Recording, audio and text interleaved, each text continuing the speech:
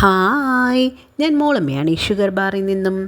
ഞാനും എൻ്റെ മക്കളും അമ്മയും കൂടെ ഒരു ട്രിപ്പിന് പോയി കേട്ടോ.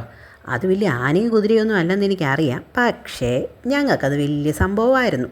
കാരണം കുറേ നാളുകൾക്ക് ശേഷം ഞങ്ങൾ മാത്രമായിട്ട് ഞങ്ങളുടേതായ ഒരു ട്രിപ്പ് പോയത് പരുന്തുംപാറയ്ക്കായിരുന്നു.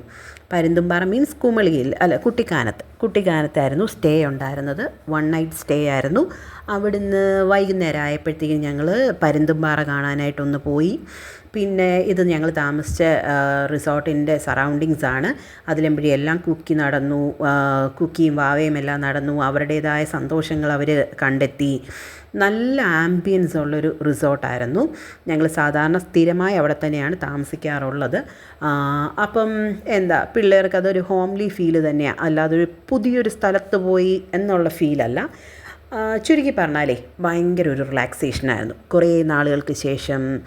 അതും ഒരു പെണ്ണിനെ കൊണ്ട് ഒറ്റയ്ക്ക് യാത്ര ചെയ്യാൻ സാധിക്കുമോ, അല്ലെങ്കിൽ ഇത്രയും ദൂരം ഡ്രൈവ് ചെയ്ത് പോവുക, അതൊക്കെ പറയുന്നത് കുറേ പേരുണ്ടല്ലോ നെഗറ്റീവ്സ് പറയാനും. അതിനകത്തൊക്കെ അവരെ ഒന്നും മൈൻഡ് ചെയ്യാതെ ഇനി ലൈഫിൽ മുന്നോട്ട് പോകാനുള്ള ഊർജ്ജവുമായിട്ടാണ് തിരിച്ചു വന്നത് കേട്ടോ.